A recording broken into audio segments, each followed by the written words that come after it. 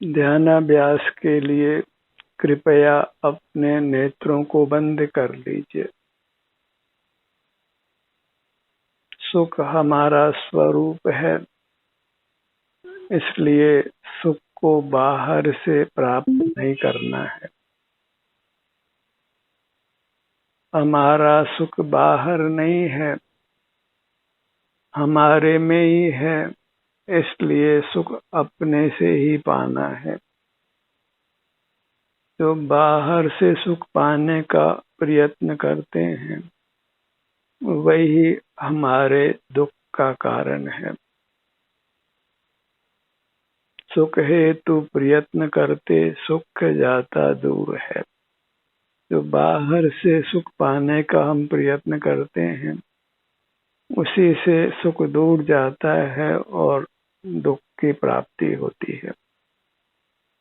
सुख को कहीं बाहर से पर पदार्थों से नहीं पाना है, कुछ बाह्य चेष्टाएं करके नहीं पाना है।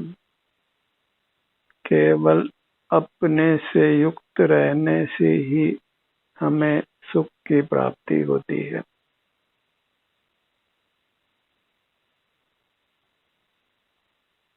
सिर से पैरों तक जितना अपना विस्तार है, उतना ही सुख है। हम सुख ही हैं। जैसे चीनी मिठास ही है, नमक खारास ही है, सोना पीला ही है, ऐसे हम सुख ही हैं। इसलिए सुख पाने के लिए हमें अपने से युक्त रहना है, और वही ध्यान है, वही ध्यान का अभ्यास है। केवल हमें अपने भीतर जो कर्म के रूप में दुख संचित है, उसको ही बाहर करना है।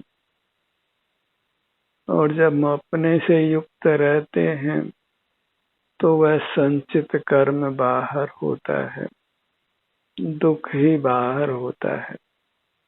कुछ कर्म बलवान उदय में आकर शरीर में वेदना का अनुभव कराते हैं, तो उस वेदना को अनुभव करके हमें कर्म से मुक्त होना है। सिद्धांत एक ही समझने योग्य है कि सुख को बाहर से नहीं लाना है, बाहर मिलने वाला नहीं है, इसलिए बहिर्मुख नहीं रहना है। जो सुख की खोज हम बाहर भिन्न पदार्थों से कर रहे हैं, बाहर कुछ कायिक वाचनिक चेष्टा करके, मानसिक चेष्टा करके, इंद्रिय व्यापार करके जो सुख पाने का प्रयत्न कर रहे हैं, वही हमारे दुख का कारण बनता है। क्योंकि हमें यह खबर ही नहीं है कि हम स्वयं सुख के बने हुए हैं। इसलिए सुख को बाहर से नहीं लाना है, अपने से जुड़ने मात्र से हम सुखी होते हैं।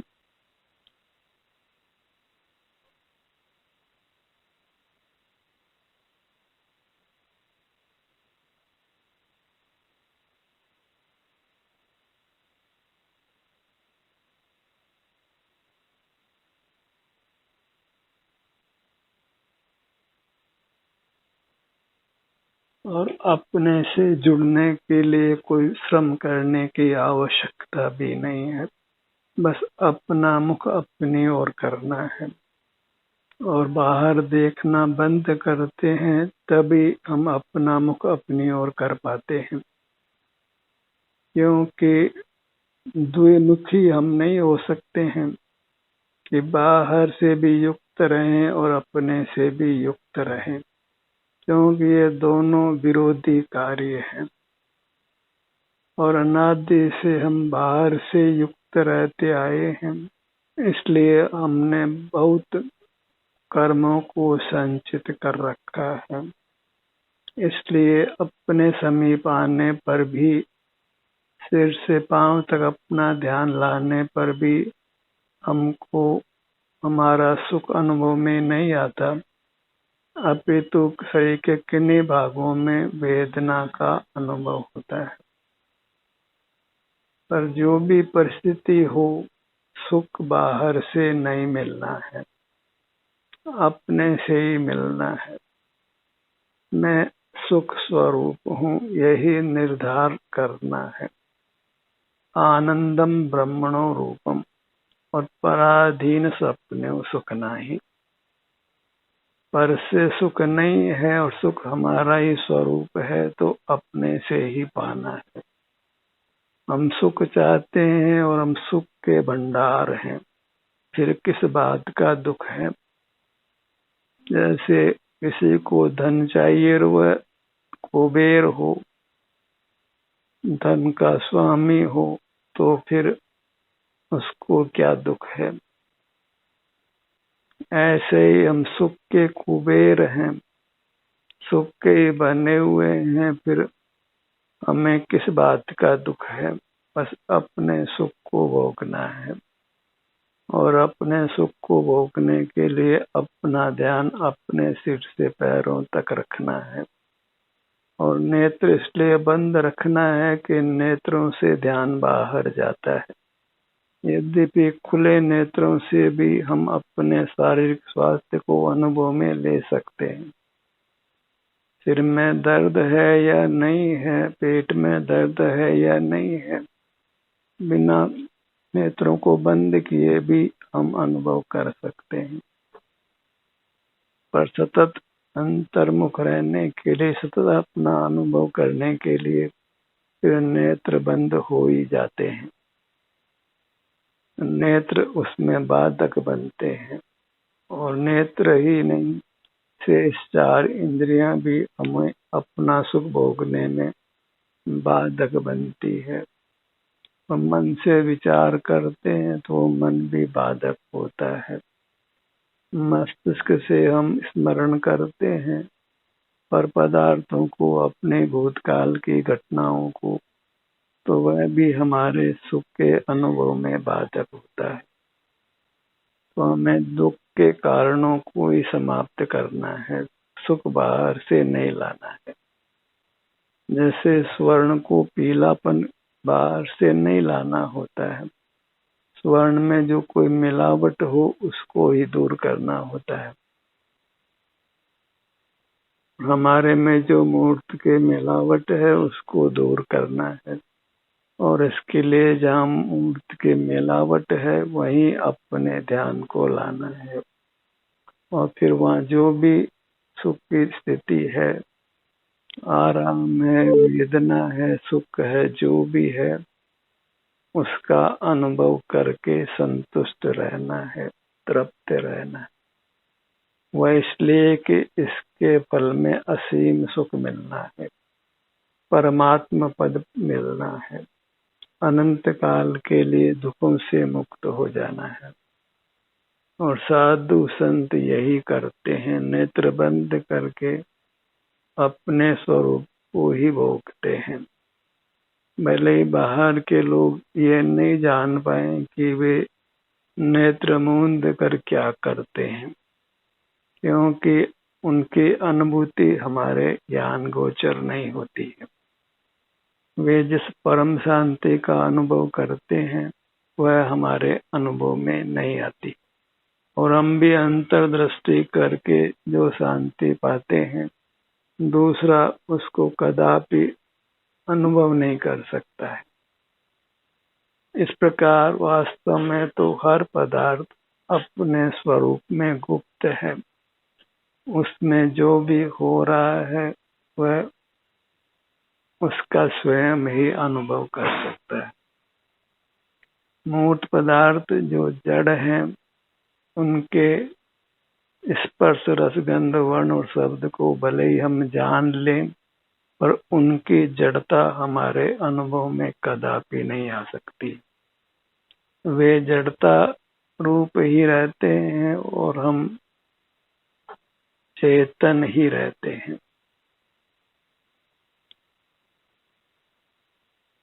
जड़ पदार्थ हमसे विजातीय हैं, वे सुख स्वभावी नहीं है, तो उनसे सुख पाने का प्रयत्न बंद करना है। तो स्वतः ही फिर हम अपने से ही सुख पाने लगते हैं।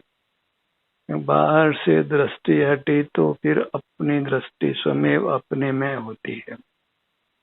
हमें स्वतः हमारे सुख का अनुभव होने लगता है।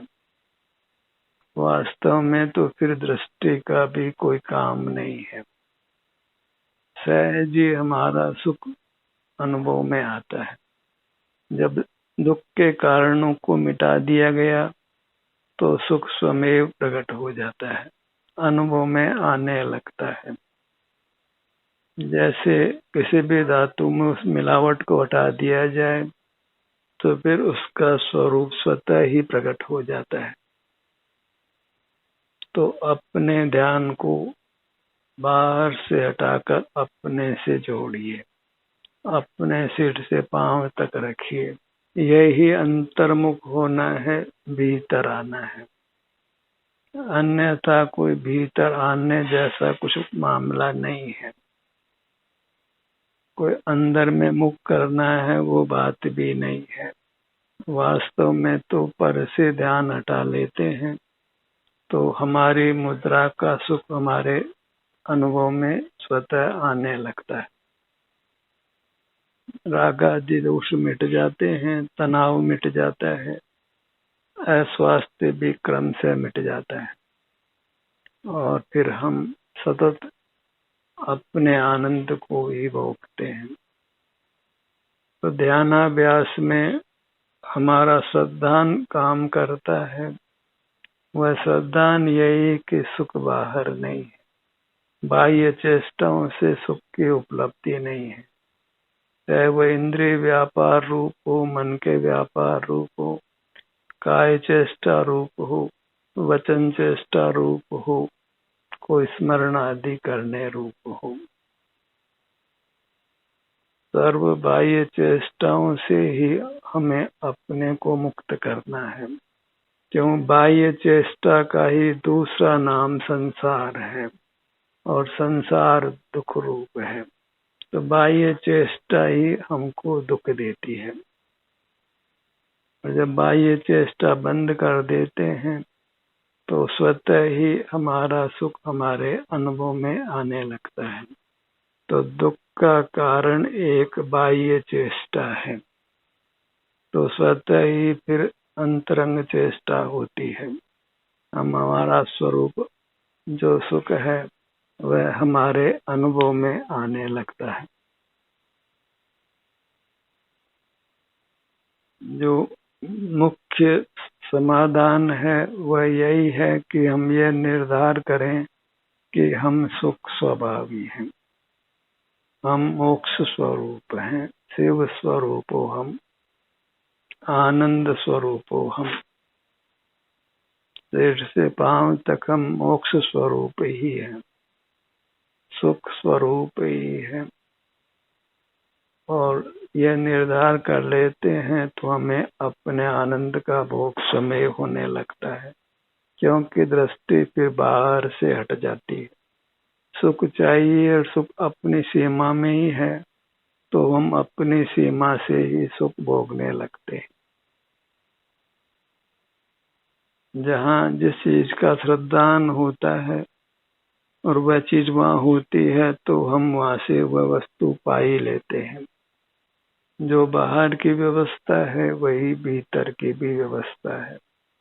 जब हम यह निर्धार कर लेते हैं कि सुख हमारा ही स्वरूप है तो फिर अपने ध्यान को अपने सिर से पांव तक लाकर उस सुख को हम पा ही लेते हैं, वह हमारे भोगने में आता है।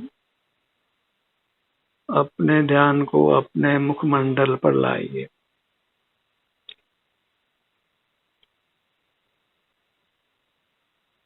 अपने ध्यान को जब बाहर नहीं लाना है तो स्वतः ही फिर हमारा मुख अपनी ओर ही होता है। फिर अपने किसी भी भाग पर हो, अपना मुख अपनी ओर करने पर चूंकि हम अभी मूर्त से बंधे हैं, इसलिए सर्वांग अपनी मूर्त को हम एक साथ अनुभव में नहीं ले सकते। इसलिए इसको किसी भाग से, किसी अंग से, किसी उपांग से अनुभव में लेना है। वही उसका प्रायोगिक पक्ष है, व्यावहारिक पक्ष है। अपना पूरा मुखमंडल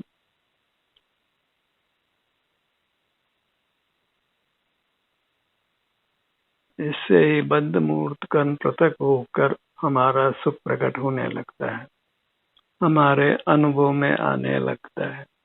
राग रहित रहना, द्वेष रहित रहना, मोह रहित रहना, ये हमारा स्वरूप है। और बहिर्मुख नहीं होते हैं तो फिर राग द्वेष मोह की उत्पत्ति कदापि नहीं हो सकती है। क्यों? बहिर्मुखता में ही मूर्त पदार्थ सुहावने असुहावने लगते हैं और फिर उनके प्रति सहज ही राग द्वेष उत्पन्न होता है। तो बस बहिर्मुखता को मेटते हैं तो राग द्वेष मोह स्वमेव मिट जाते हैं। और बहिर्मुखता मेटे बिना ही जो राग द्वेष मेटना चाहते हैं, वे कदापि वीतराग नहीं हो सकते। पेड़ की जड़ों को काटे बिना ही केवल पत्तों को ही हम काटें, किसी टहनी को ही काटें, तो फिर पेड़ हरा भरा ही रहता है। ऐसे ही हम बाह्य दुख के कारणों को मिटाने का प्रयत्न करते हैं और अंतर्दृष्टि नहीं करते, तो फिर दुख बना ही रहता है, अपने सुख की प्राप्ति नहीं होती।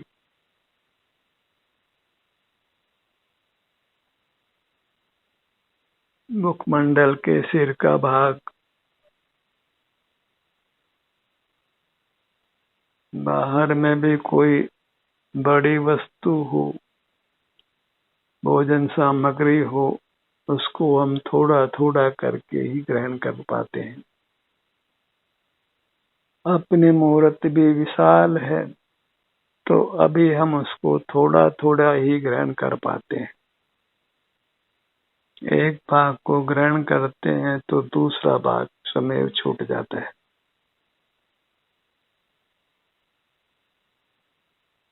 जैसे अभी हमारी मूर्त ग्राह्य हो, वैसे ही हमें अपनी मूर्त का ग्रहण करना है।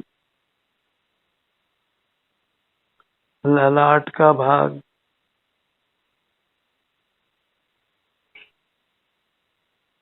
हमारी अंतरंग श्रद्धा ही इसमें काम करती है कि सुख हमारा स्वरूप है, तो फिर हम स्वतः ही अपने से जुड़ने लगते हैं। और सुख बाहर नहीं है तो स्वतः ही हमारी बहिर्मुखता मिटती है। सुख को कहीं बाहर से लाना नहीं है, क्योंकि सुख बाहर नहीं है, सुख अपना ही स्वरूप है। तो सुख की कामना की पूर्ति करने के लिए अपने ध्यान को अपने सिर से पैरों तक रखना है, इसके किसी भाग पर रखना है।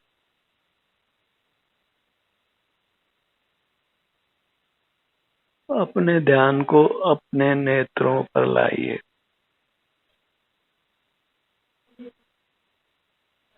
नेत्र द्वंद्वे श्रवण युगले नासागरे चललाटे, नाम्बो हृदय शीर्षि तानुष भ्रूमध्य। इस प्रकार ध्यान के प्रकरण में आचार्य भगवंत हमें अपने ही आभ्यंतर शरीर के अंग उपांगों पर अपने ध्यान को लाने की प्रेरणा देते हैं। अपने ही किन्हीं भाग पर, किन्हीं प्रदेशों पर ठहरने, वहाँ उपस्थित रहने की प्रेरणा देते हैं, ताकि हमारा सुख हमें प्राप्त हो सके, अपनी निधि हमें मिल सके। अपनी निधि को पाने का हमारा अधिकार है। जैसे बैंक में हमारा पैसा जमा हो तो हमें उस पैसे को पाने का अधिकार होता है। तो हमारा सुख सिर से पांव तक है, तो उसको भोगने का हमारा अधिकार है। और हमारा कुछ भी बाहर नहीं है, तो बाहर की कुछ भी वस्तु भोगने का अधिकार हमारा नहीं है। जहाँ देह अपनी नहीं तहाँ न अपनों कोई। यह मूर्त देह ही जब हमारी नहीं है, जो हमारे में मिली हुई है, वही जब हमारी नहीं है, तो फिर बाह्य वस्तुएं हमारी कैसे हो सकती है। घर संपत्ति पर प्रकट ये पर है परिजन लोग। घर संपत्ति और परिवार के लोग जो तो पृथक ही प्रकट है। जो मिला हुआ अपना मूर्त शरीर है, वही हमारा नहीं है, वही छूट जाता है, तो बाहर के पदार्थ तो जीते हुए ही हमसे दूर हो जाते हैं। तो उनकी पृथकता के बारे में क्या संदेह हो सकता है। अपने ध्यान को अपने नासिका पर लाइए।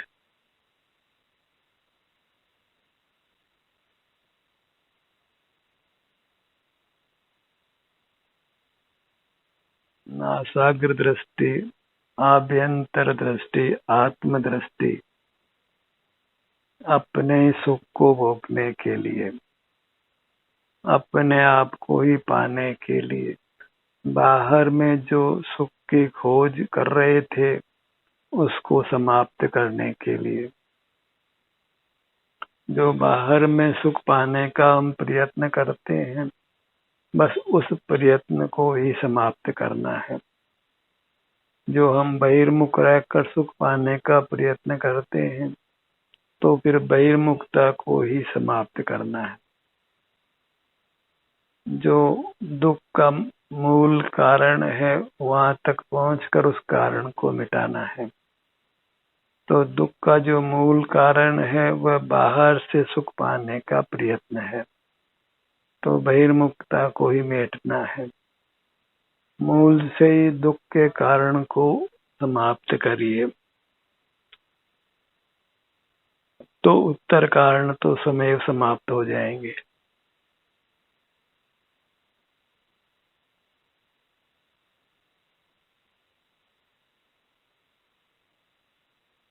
अपने ध्यान को अपने मुख पर लाइए, दोनों होठों का भाग।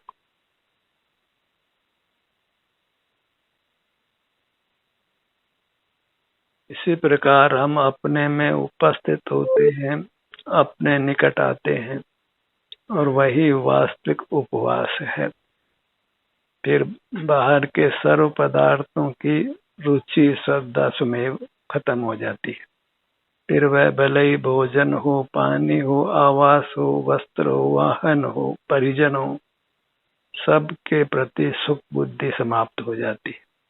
तो बाहर का जो प्रयत्न जो हमें दुख देता है, अपने सुख से दूर करता है, वह बाहर का सर्व प्रयत्न जो मिथ्या है, वह समाप्त हो जाता है।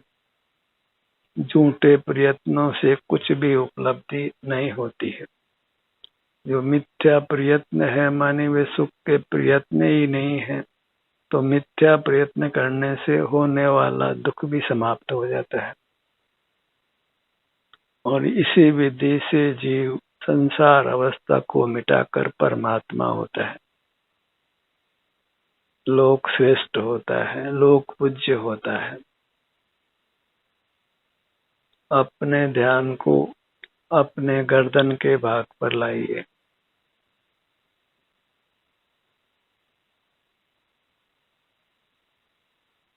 इस आनंद मय पदार्थ का ही हम सेवन कर रहे हैं। जैसे जैसे मूर्त की संधि मिटती जाएगी सूक्ष्म मूर्त कर्म की, वैसे वैसे ही हमारा भाग अधिक अधिक सुख रूप से अनुभव में आएगा। अपने ध्यान को अपने सीने के भाग पर लाइए। काम तो अति सुगम है, बस श्रद्धा सही हो, रुचि सही हो, तो काम समय होता है। जो बाहर में सुख बुद्धि है, बाह्य चेष्टाओं से, बाह्य पदार्थों को पाने से सुख मिलेगा, बाह्य पदार्थों के सेवन से सुख मिलेगा, ऐसी श्रद्धा यदि मिट जाती है तो फिर सुख सहज ही अनुभव में आने लगेगा। क्योंकि फिर बहिर्दृष्टि मिटने पर हम अपने सुख मूर्ति से स्वमेव जुड़ जाते हैं। अपने आप ही हम अपने में एकाकार होते हैं। अपना सुख हमारे अनुभव में आने लगता है। जैसे सूर्य के सामने से बादल हट जाए तो सूर्य का ताप स्वयं प्रकट हो जाता है, उसको प्रकट नहीं करना पड़ता है, बस बादल हटने की आवश्यकता है।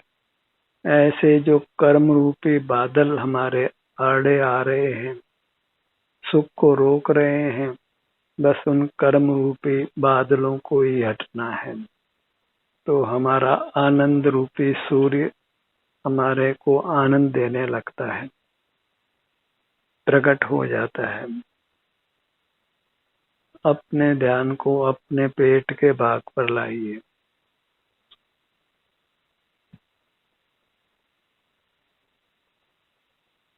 पीठ का भाग, और यहाँ कदाचित कोई वेदना है तो उस वेदना को भोग कर समाप्त कीजिए, तत्संबंधी कर्म को समाप्त करिए, ताकि हमारी ये चैतन्य भूमि स्वच्छ हो और हम सुख रूप अनुभव में आने लगे। तो वेदना को भोग कर संचित कर्मों से मुक्त हो जाइए। और वेदना का ही यदि प्रतिकार करते हैं, पराश्रय करते हैं, तो फिर वह वेदना को उत्पन्न करने वाला कर्म जो का त्यों बना रहता है और हमारा सुख रोकने के लिए सदा ही तत्पर रहता है। तो दुख उत्पन्न करने वाले अंतर्बाह्य कारणों को मिटाइए। अंतरंग कारण हमारी बहिर्मुखता है और बहिरंग कारण मूर्त कर्म का संबंध है। तो बहिर्मुखता को मिटना है, उससे मूर्त कर्म का संबंध मिटता है। तो ये दोनों ही अंतरंग बहिरंग कारण जब मिट जाते हैं तो सर्वांग मूर्ति हमारी परिपूर्ण आनंद का अनुभव स्वयं कराती है। कोई आनंद को बाहर से लाना नहीं होता है, बाहर से पाना नहीं होता है। मिश्री को कहीं मिठास कहीं से लाना नहीं होता है। स्वर्ण पाषाण को पीलापन कहीं बाहर से लाना नहीं होता है। ऐसे ही सुख को बाहर से कहीं लाना नहीं है, बाहर सुख का अनुसंधान करना नहीं है। सुख का सारा ही अनुसंधान अपने में करना है और वह भी स्वयं प्रकट हो जाता है। क्योंकि जब हम मिथ्या प्रयत्न को समाप्त कर देते हैं तो उससे उपार्जित कर्म, सूक्ष्म कर्म वह हट जाता है। मिलावट समाप्त होते ही ये आनंद मूर्ति सर्वांग आनंद का अनुभव कराने लगती है। ध्यान का ये सत्र यही समाप्त होता है। आपकी सहभागिता के लिए धन्यवाद।